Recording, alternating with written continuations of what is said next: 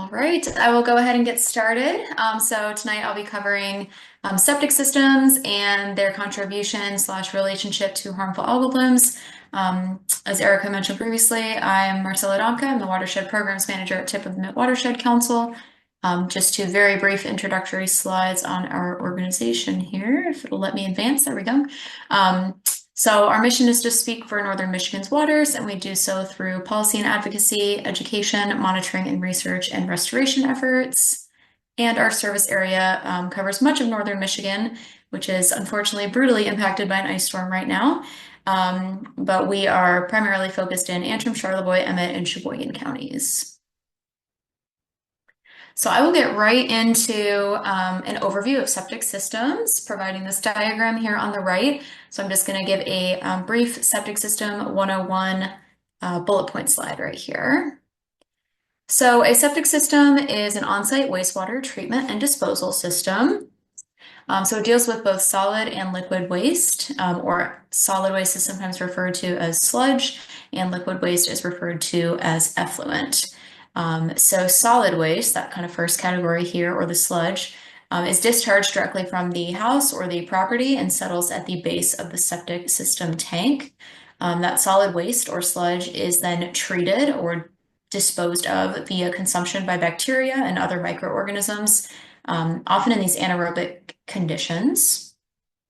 The liquid waste or the effluent will flow into the system's accompanying drain field. Typically, a septic system is going to be accompanied by a drain field, which essentially is a field next to the tank itself that is filled with soil that has microorganisms present and other species that are going to perform this anaerobic digestion to treat any waste or effluent coming from the house itself. So that diagram on the right there, that's showing a property. I'm not sure if you can see my mouse here, but you'll see the tank is receiving that wastewater from the house, and at the base of the tank you'll have that sludge. The liquid effluent will rise to the top, and it's going to flow through these pipes here and enter the drain field where it's treated by those microorganisms. So septic systems, a little bit more background before we start speaking about malfunction and failure and issues that we see particularly in Michigan.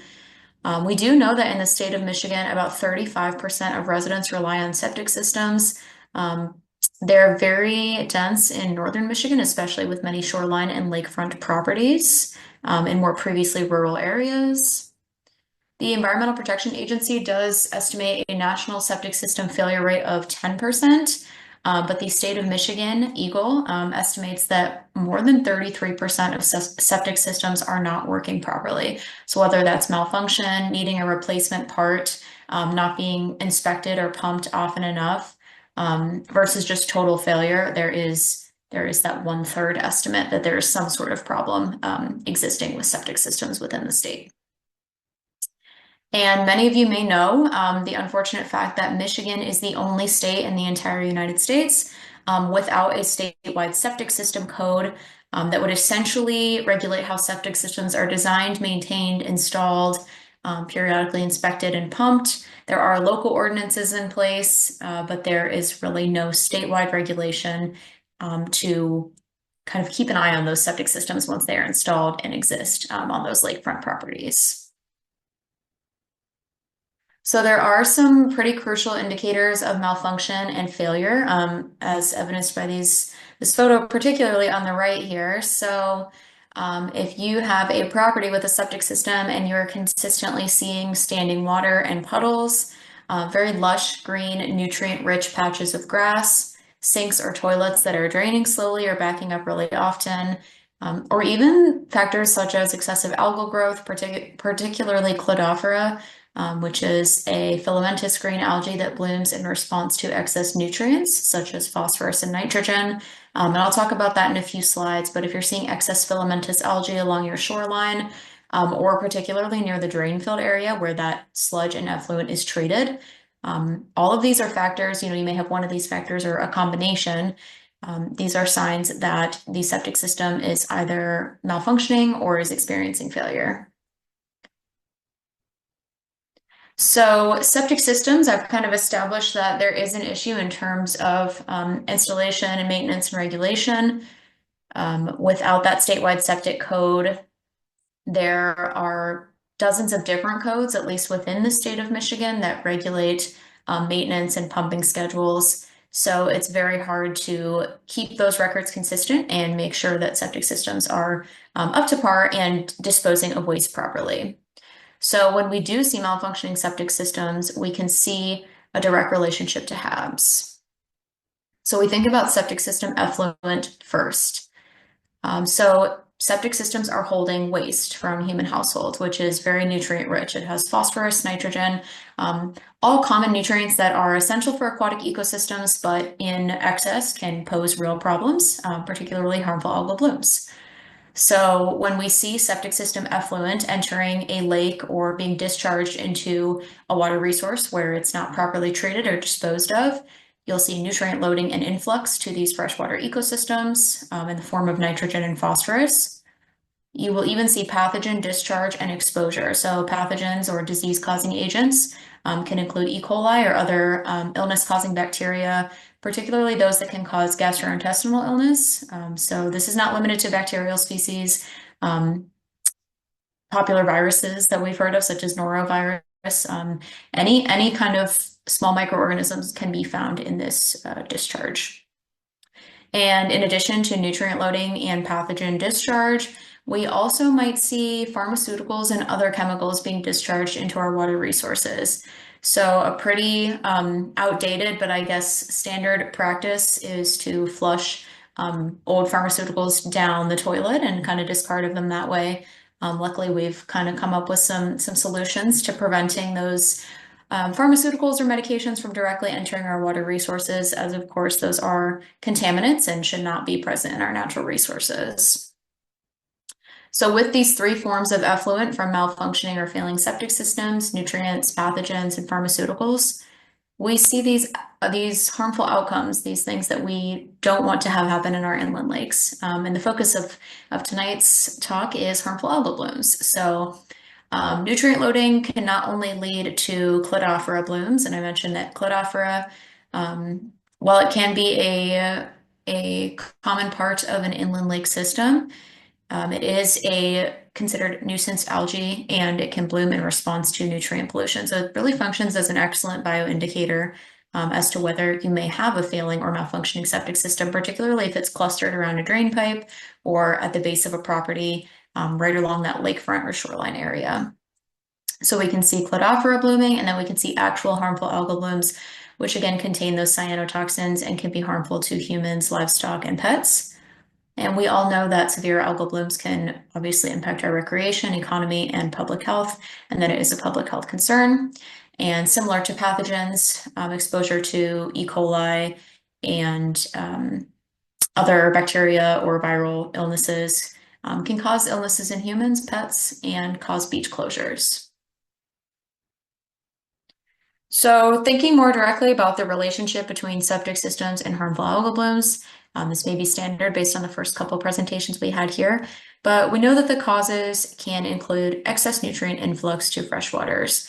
And there are many different sources of these nutrients, right? So our focus in this presentation is septic system effluent, where it's not supposed to be entering these lake systems.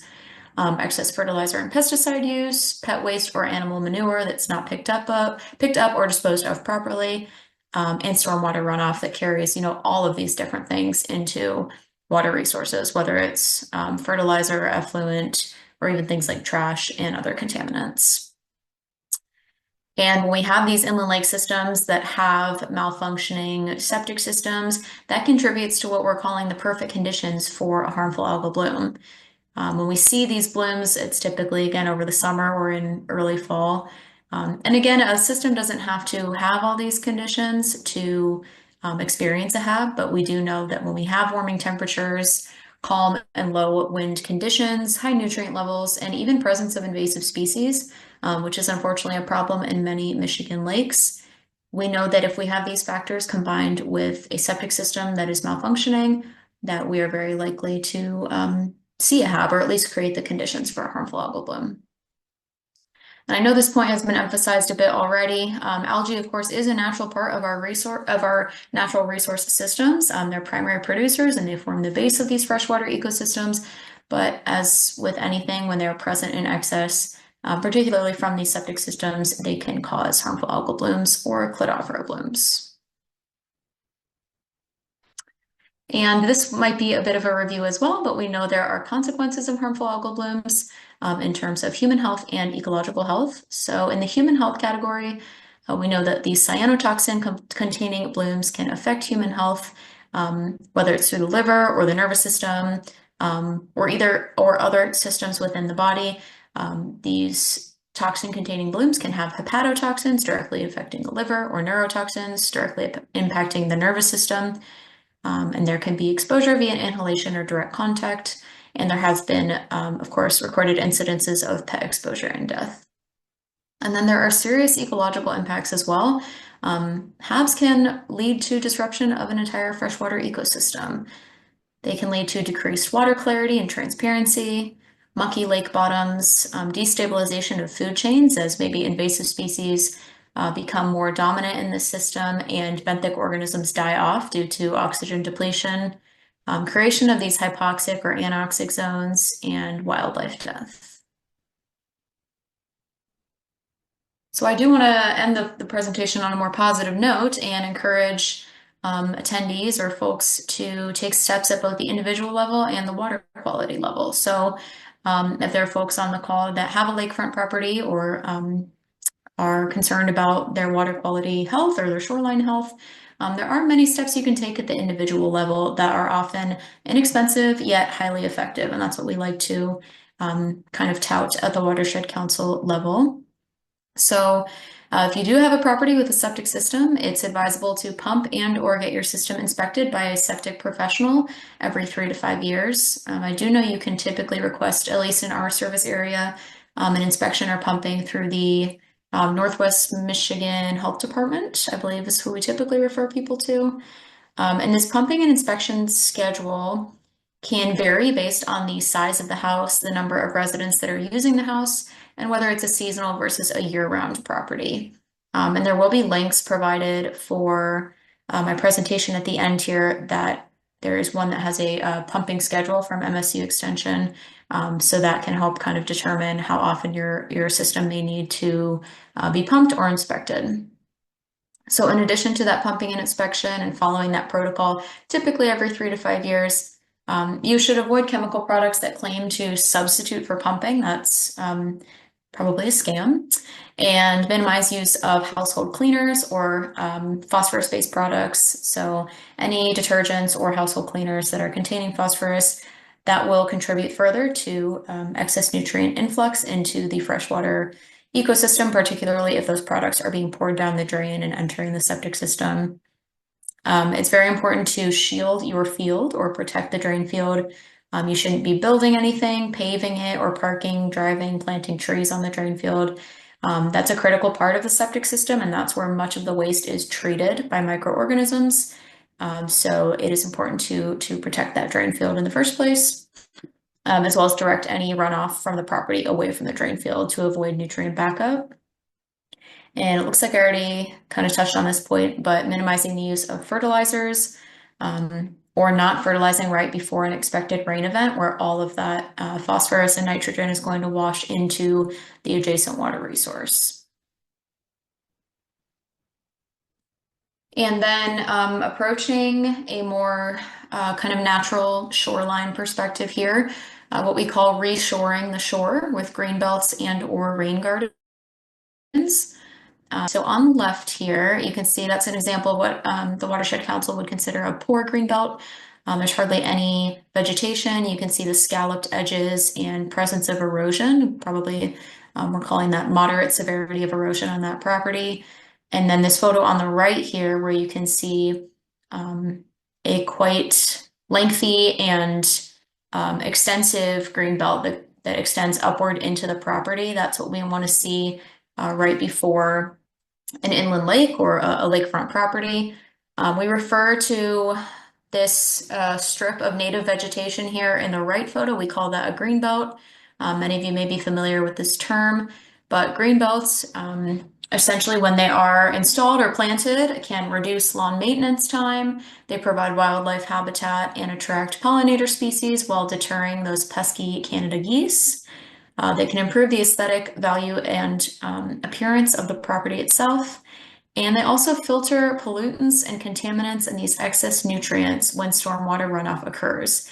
And it doesn't just have to be stormwater runoff. So if there were to be a septic system issue and the system is continually discharging to the lake, that green belt will help to absorb those excess nutrients. They'll be taken up by those plants, and any excess contaminants or stormwater runoff will run through that system as well. And they even reduce the risk of shoreline erosion. Green belts are really the only preventative erosion control measure. They stabilize those soils, especially with these native plants having these really long, kind of lengthy root systems that extend pretty far into the ground. And overall, they are there to protect water quality. And a rain garden is pretty similar, and I'll explain a little bit more about that on the next slide. But we talked about a shoreline green belt. There's another photo of one here on the right with this little sign here. And then on the bottom left is an example of a rain garden that we have in the Petoskey area. So that is more of a sloped almost installation where you have plants that need different degradation or different elevations, and they're planted at different elevations within this kind of rock bed. And it's kind of the same function as a green belt where they're absorbing those excess nutrients. The plants have those lengthy root systems, they're native to the area. It just doesn't have to be planted directly along a shoreline or a riparian zone because it's going to capture stormwater runoff based on the location that it's kind of designed and installed. So they are similar concepts, but slightly different at the same time. And this diagram I provided here, we're looking at non-native species versus native species. So again, I've touched on those lengthy root systems, which is why if any shoreline property owners are considering installation of a green belt or rain garden, you will always want to opt for native species, especially because introducing invasive species to an area is economically and environmentally disastrous. So native species are definitely the way to go. And the Watershed Council website does have resources and funding options available for Northern Michigan homeowners to install rain gardens or green belts. And I've provided links that should be provided in the chat as well that will direct you to our website. So those are just some steps that shoreline property owners can take to prevent any septic system malfunction, both at the kind of individual septic system property level and then at the shoreline and water quality level as well. And references, and that's all I have, so I'm happy to take any questions. Thank you so much, Marcella. A couple of people were wondering about invasive plants and how they interact with algal blooms, and it sounds like invasive plants are not necessarily going to cause an algal bloom. They just may not be quite as effective at preventing the nutrient imbalances that can lead to an algal bloom. Does that sound right? Yeah, it does. The way I think about it is invasive species, like Geneva said, can't directly contribute to a harmful algal bloom, but invasive species, whether plants or animals, they totally disrupt an ecosystem, right? So they are kind of disrupting the food chain, they're disrupting the hierarchy of the species in the system. And since they have few natural predators and often become quite dominant in the system itself, it's easier for those nutrient inputs to, I guess, build up and contribute to a harmful algal bloom. So they can kind of exacerbate the problem, but a particular invasive plant or animal is not going to directly cause a harmful algal bloom. But that's a good question. A septic system specific question. Sometimes septic systems can get damaged by tree roots, and that damage can lead to the sort of contamination issues you mentioned. Would you recommend adding products to septic systems that discourage this damage, or is there another way to kind of protect against that? Yeah, I know when trees are kind of extending their root systems, that can disrupt drain fields. I've never heard of it being an issue directly with the tank itself. And I'm not aware of any legitimate products that are able to disrupt that tree root growth from growing into a system itself. I think my best piece of advice there would be to avoid planting or if the avoid planting trees or plants near the drain field itself. And then if a septic system is being reinstalled or replaced, the drain field should not be situated near any vegetation. Excellent. We've got maybe one more question Yeah. right now, and then some other questions in the chat that I think will maybe be answered in the final presentation. Okay. Are there any non-native plants that have the same kind of deep roots and benefits as native plants? Or where might somebody go to talk about more specific plant questions like that? Yeah, really good question. So I can probably type his name in the chat, but our restoration manager at the Watershed Council, his name is Noah Jansen, and his information will be listed on our website. He is kind of our plant expert. He knows much more about me than rain gardens and green belts and native versus invasive species. So he would be definitely the person to direct your questions to. And I have some native plant resources on our website as well that I could drop links to in the chat. But that's an excellent question.